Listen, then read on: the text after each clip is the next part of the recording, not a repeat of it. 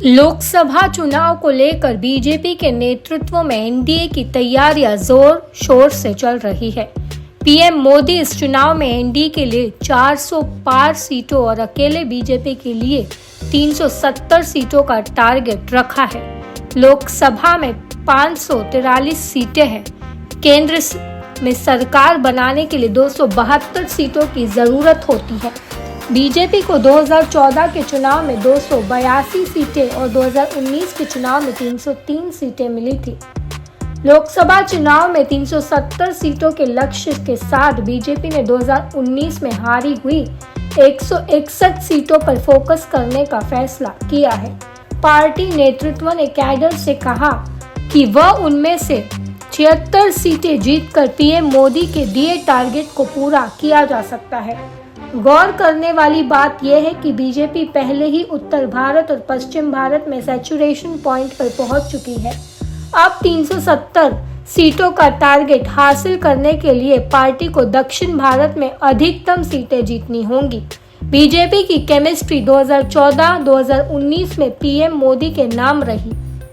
देश की जनता ने पीएम मोदी और पार्टी को जबरदस्त समर्थन दिया। सवाल ये है कि क्या बीजेपी को एक बार फिर वैसा ही समर्थन मिलेगा? क्या बीजेपी ने ये आंकड़ा देश के सामने रखकर अपने विरोधियों पर मनोवैज्ञानिक दबाव बनाया है? बल्कि चर्चा इस बात की हो रही है कि बीजेपी 370 का आंकड़ा कर पाएगी पार या नहीं। अगर कर पाएगी तो कैसे? या ये बीजेपी का अपने विरोधियों पर मनोवैज्ञानिक बढ़त पाने के लिए रणनीति का हिस्सा है। पीएम मोदी ने लोकसभा चुनाव में बीजेपी के लिए टारगेट तो सेट कर दिया। अब चर्चा इस बात की हो रही है कि इस टारगेट को कैसे हासिल करेगी। उत्तर भारत और पश्चिम भारत की बात करें तो वहां बीजेपी सैचुरेशन पॉइंट पर पहुंच चुकी है। गुजरात का ही उदाहरण ले तो बीजेपी ने पिछले 2 लोकसभा चुनाव में यहां की सभी 26 सीटों पर जीत हासिल की। राजस्थान में भी पार्टी ने सभी 25 सीटों पर कब्जा जमाया। हरियाणा की सभी 10 सीट भी बीजेपी के पास है। 2019 के चुनाव में भाजपा ने यूपी की 80 सीटों में से 62 सीटें जीत ली थी। बीजेपी की सहयोगी अपना दल ने 2 सीटें जीती थी। बिहार की 40 में से 39 सीटें भगवा पार्टी ने ही जीती। मध्य प्रदेश की 29 में से 28 सीटें पार्टी के खाते में गई। इसी साल की बात करें तो जनवरी से लेकर अब तक पीएम मोदी 20 से ज्यादा बार दक्षिण भारत का दौरा कर चुके हैं।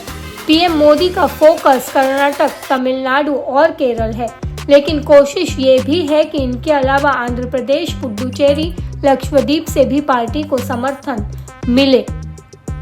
सियासत में स्ट्राइक रेट का मतलब यह होता है कि कोई पार्टी कितने उम्मीदवार खड़े करती है, उनमें से कितने उम्मीदवार जीतते हैं।